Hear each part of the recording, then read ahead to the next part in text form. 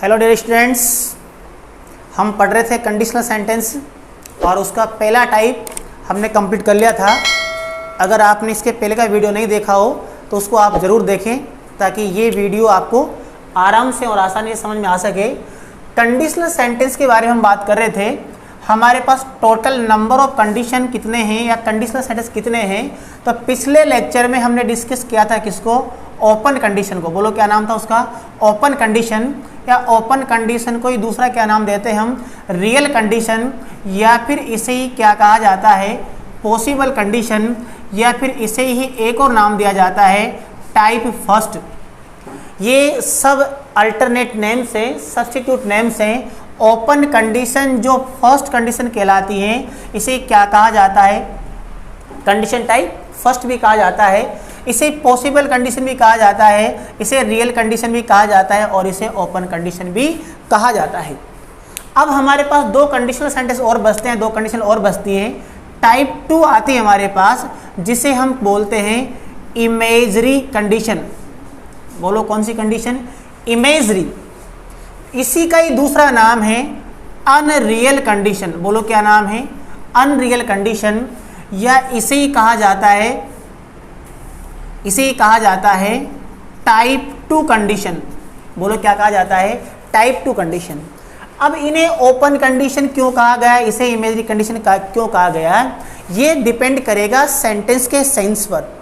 यदि सेंटेंस में ऐसी कंडीशन है कि उस कंडीशन को पूरा किया जा सकता है, जैसा अगर यूँ कहें कि यदि आप हमें इनवाइट करते हैं तो हम ज़रूर आएंगे, तो आप हमें इनवाइट कर भी सकते हैं और हम आपके फंक्शन में आ भी सकते हैं। If you help us I will give you a toffee. अगर तुम मेरी हेल्प करोगे तो मैं आपको एक टॉफ़ी दूंगा। तो ये सब पॉसिबल हैं, ये बिल्कुल ओपन है। इसलिए हमने पहली कंडीशन को क्या कहा था, ओपन कंडीशन, या उसे क्या कहा था, रियल, क्योंकि वो होना संभव था इसलिए क्या कहा गया, पॉसिबल। और उसको फर्स्ट टाइप में हम पढ़ते हैं इसलिए क्या कहा जाता है, टाइप फर्स्ट कंडीशन। यही बात हमारे पास सेकेंड टाइप की कंडीशन में होती है कि इसे क्या कहा जाता है, इसे कहा जाता है इमेजरी कंडीशन। इमेजरी क्यों कहा जाता है, इसे काल्पनिक कंडीशन क्यों कहा जाता है, तो इसमें जो शर्त होती है वो शर्त किसी भी कंडीशन पर पॉसिबल नहीं होती है, इसीलिए बोलो इसे क्या कहा गया, इमेजरी कंडीशन। ये बिल्कुल भी रियल नहीं होती, सेंटेंस का कभी भी कंप्लीट सेंस मतलब मीनिंग कभी भी कंप्लीट नहीं होगा, मतलब इसका कंडीशन पूरी नहीं होगी, इसलिए इसे क्या कहा जाएगा, अनरियल कंडीशन। वही बात हम कैसे पहचाने कंडीशनल हैं, तो बोलो हमारे पास क्या मिलेगा, इफ मिलेगा। और आपको एग्जाम के पर्पस से ध्यान रखना है कि इफ के बाद हमेशा कौन सा टेंस आएगा, तो आपको ध्यान रखना है इफ के बाद हमेशा सिंपल पास्ट टेंस आता है। बोलो कौन सा टेंस यूज होगा, सिंपल पास्ट। और दूसरी तरफ हमेशा कौन सा टेंस होगा, तो थोड़ा सा डिफरेंट नाम है, जनरली यूज में नहीं आता है, सिंपल फ्यूचर पास्ट टेंस। बोलो क्या नाम है, simple future past tense. Simple past जैसा हमने ओपन कंडीशन के लिए लिखा था कि यदि हमें वर्ब की फर्स्ट फॉर्म उसके साथ एस अथवा डू डज मिले तो वो सिंपल प्रेजेंट कहलाता है। उसी प्रकार से यदि हमें वर्ब की क्या मिले, सेकंड फॉर्म, या फिर हमें कौन मिल जाए, डिड, तो बोलो उसको क्या कहते हैं हम, सिंपल पास्ट। बोलो क्या बोलेंगे, सिंपल पास्ट। या एग्जाम में सबसे ज़्यादा जो काम आता है वो हमारे पास है मेन वर्ब के रूप में कौन आ जाता है, वर। मेन वर्ब के रूप में वर आता है और जनरली स्टूडेंट इसको लेकर कंफ्यूज होते हैं। क्यों कंफ्यूज होते हैं, क्योंकि जब हम वर्ब को पढ़ते हैं, इसके पहले हमने डिस्कस किया था वर्ब की फॉर्म्स, तो जब हम वर्ब की बात करते हैं तो हम पढ़ते हैं एक तो हमारे पास आता है वोज और हमारे पास एक आता है वर। जब ऑप्शन में दोनों ही दिए गए हो वोज और वर, तो जनरली हम पढ़ते हैं यदि हमारे पास सेंटेंस का सब्जेक्ट क्या हो, सिंगुलर। यदि सेंटेंस का सब्जेक्ट सिंगुलर हो तो बोलो हम किसको अप्लाई करते हैं, वोज को। और यदि हमारे सेंटेंस का सब्जेक्ट क्या हो, प्लूरल, तो बताओ हम क्या यूज करते हैं, वर।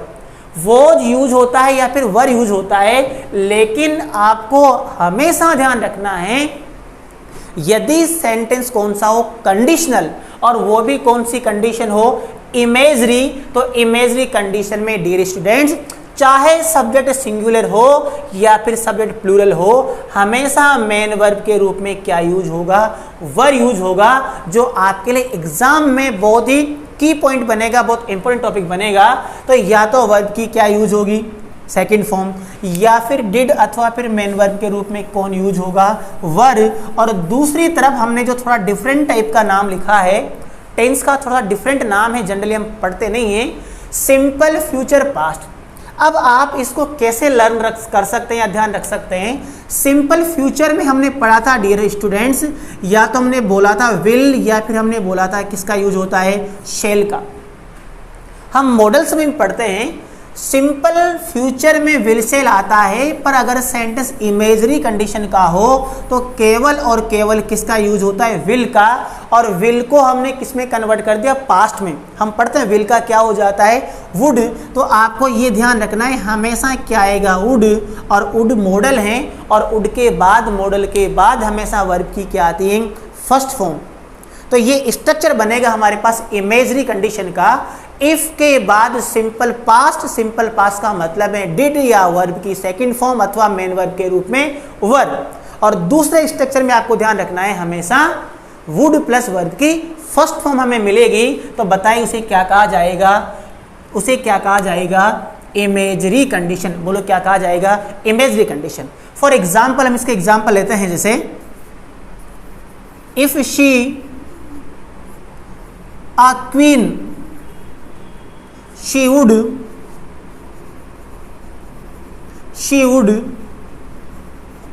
change whole country. If she a queen, she would change whole country. अब इस स्ट्रक्चर को पहचानना है कि पहली बात तो सेंटेंस में क्या दिया हुआ है, इफ दिया हुआ है।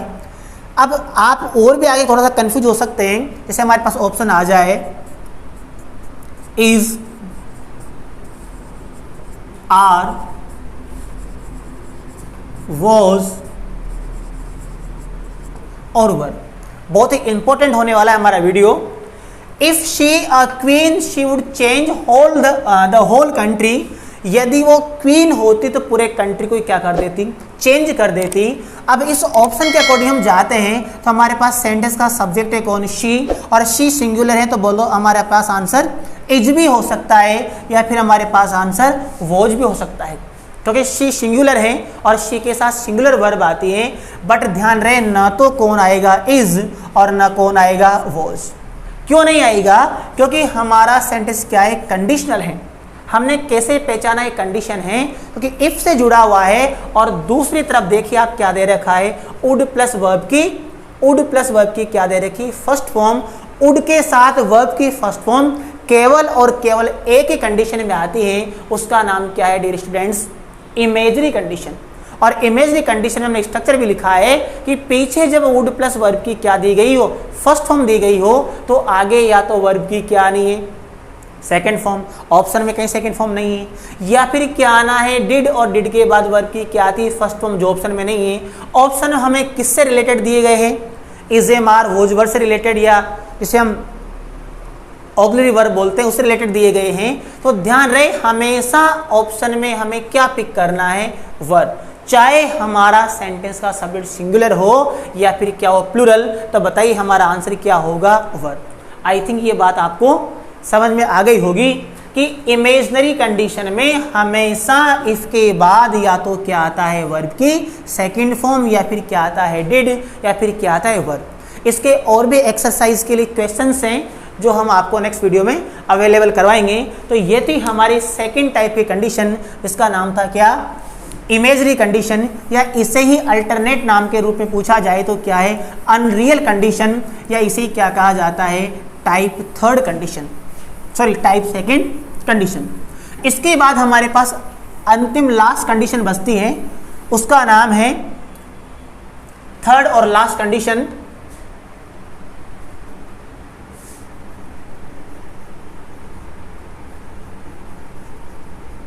unfulfilled condition.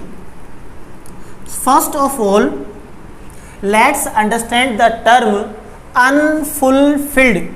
इसे अगर आप ढंग से देखेंगे तो यहाँ पर 4 वर्ड अलग अलग हैं। इस शब्द में मेन जो रूट फॉर्म है जब हम एक टॉपिक पढ़ते हैं उसका नाम है MHM। सेकंड ग्रेड में एक इंडिविजुअल टॉपिक भी चलता है MHM के नाम से। MHM, H का मतलब है हेडवर्ड, इस M का मतलब है प्री मॉडिफायर और इस M का मतलब है post modifier. Pre modifier, post modifier और हेडवर्ड। तो इसका हेडवर्ड है डियर स्टूडेंट्स फिल। आपने वर्ब सुनेगा fill in the blanks. Fill का मतलब भरिए, पूरा कीजिए, कंडीशन को पूरा कीजिए। ये रूट वर्ड है कौन? फिल। फिल के बाद देखो आगे इसमें एक प्री मॉडिफायर है फुल। शर्त करो, कैसी करो? पूरी करो। और अन का मतलब है नहीं। ये दोनों प्रीफिक्स हैं। जैसे हम हिंदी में प्रत्यय और उपसर्ग पढ़ते हैं ऐसे ही अपने इंग्लिश में भी एक टॉपिक चलता है एफिक्स। एक टॉपिक चलता है, क्या नाम है उसका? एफिक्स। और उस एफिक्स को फिर हम 2 टाइप में पढ़ते हैं। जो शब्द मेन वर्ड के आगे या रूट वर्ड के आगे लगते हैं उन्हें कहा जाता है प्रीफिक्स, और जो शब्द रूट वर्ड के पीछे लगता है उन्हें कहा जाता है सफिक्स। तो इस फिल शब्द के आगे 2 प्रीफिक्स लगे हुए हैं, अन और फुल। इससे मिलकर शब्द बनाए क्या? Unfulfilled condition. ऐसी कंडीशन जिसे किसी भी शर्त पर क्या नहीं किया जा सके, पूरा नहीं किया जा सके, बोलो उसे क्या कहा जाएगा? Unfulfilled condition.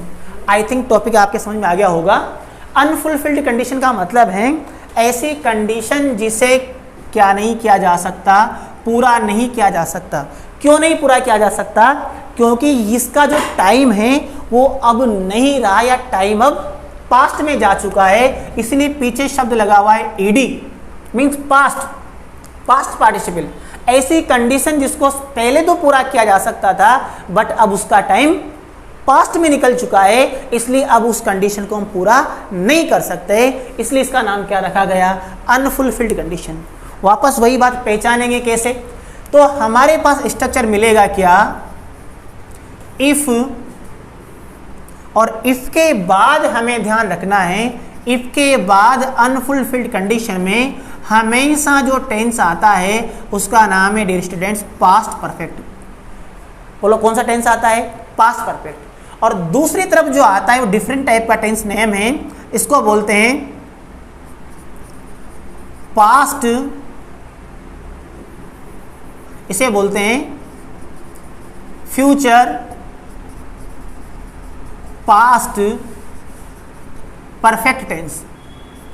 बोलो क्या नाम है? Future past perfect. अब ऐसा नाम क्यों रखा गया फ्यूचर पास्ट परफेक्ट? जनरली हम टेंस में पढ़ते नहीं है, ऐसा कोई टेंस नहीं होता है, बट स्ट्रक्चर के अकॉर्डिंग इसका नाम ऐसा रहा। ऐसा क्यों हुआ? पास्ट परफेक्ट तो आप समझते ही होंगे, यदि हेड और हेड के साथ वर्ब की क्या आ जाए थर्ड फॉर्म, तो बोलो इसे क्या कहा जाता है? Past perfect. लेकिन फ्यूचर पास्ट जिसके इसके पहले हमने इमेजरी कंडीशन में पढ़ा था, विल का किस में कन्वर्ट होना? विल का किस में कन्वर्ट होना? वुड में। बोलो क्या कहलाया? फ्यूचर से क्या बना वो? पास्ट। और जब भी हमें मॉडल के साथ क्या बनाना हो? परफेक्ट बनाना हो, तो बताओ हम मॉडल के साथ किसका यूज करते हैं? हैव का। और जब मॉडल के साथ हैव का यूज होता है तो बताओ हमेशा वर्ब की क्या आती है? Third form. In this way, we have a definite structure that is always used in unfulfilled condition. If plus past perfect plus future past perfect. Past perfect means the use of had plus verb की third form, and the future past perfect means the use of would plus have plus verb की third form. That is called the structure of unfulfilled condition. हमेशा past perfect में head plus verb की क्या आएगी? Third form. और future past perfect में क्या आएगा? Would plus have plus verb की थर्ड फॉर्म। ये तीनों स्ट्रक्चर्स अगर हमें लर्न है तो हम किसी भी कंडीशंस में हमारे प्रश्न गलत होने के कोई चांसेस नहीं रहते हैं। जैसे इसका हम एग्जाम्पल लेते हैं,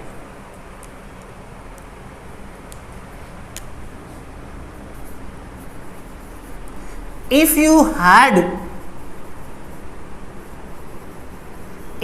had visited आगरा, यदि आप कहाँ गए होते? आगरा गए होते। If you had visited Agra, यदि तुम आगरा गए होते, यू वुड हैव, इसको हम ऑप्शन के रूप में ले सकते हैं, you the Taj.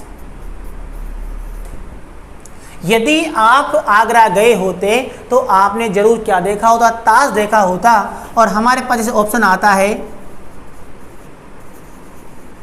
Have seen, would see, would have scene and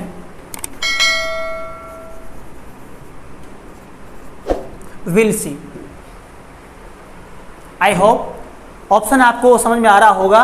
बोलो क्या आंसर हो जाएगा हमारे पास, would plus have plus verb की थर्ड फॉर्म आंसर क्या हो जाएगा, वुड हैव सीन। अब वुड हैव सीन क्यों आए, क्यों नहीं आए, क्योंकि पहली बात वही हम बार बार जो बोल रहे हैं, ये सेंटेंस कौन सा है, कंडीशनल है। और कंडीशन को हमने किससे पहचाना, इफ से। कौन सी कंडीशन है कि हेड प्लस क्या आ रहा है, वर्ब की थर्ड फॉर्म। और जब हेड प्लस वर्ब की थर्ड फॉर्म आ जाए उसे क्या कहा जाता है, अनफुलफिल्ड कंडीशन। और अनफुलफिल्ड कंडीशन में दूसरी तरफ हमेशा किसका यूज होता है, would plus have plus verb की थर्ड फॉर्म का। तो ये हमारे पास कौन रहा, वुड, ये हैव और ये वर्ब की थर्ड फॉर्म क्या रही, सीन। ये थी डियर स्टूडेंट्स हमारे पास तीन कंडीशंस। बट आपको एग्जाम के पर्पज से एक मेन इंपॉर्टेंट बात ध्यान रखनी है, sometimes we are asked the type, the name of conditions। Exam में सेंटेंस नहीं आकर बहुत सी बार हमसे कंडीशन का नाम पूछ लिया जाता है। तो कंडीशंस के सब्स्टिट्यूट नेम्स भी आपको ध्यान रखना है, क्योंकि आजकल ट्रेंड में चल रहा है कि एग्जामिनर कुछ आगे की एडवांसमेंट सोचता है और आगे जाकर वो हमसे पूछ लेता है कि बताइए ये सेंटेंस कौन सी कंडीशन का है, इसका कौन सा नाम है या कौन सी वर्ब की फॉर्म आएगी। तो ये हमारा 2 वीडियोस थे कंडीशन को लेकर। यदि फिर भी आपको कंडीशन को लेकर कोई डाउट्स हो तो आप हमसे ज़रूर कांटेक्ट करें। I will definitely try to help you the best.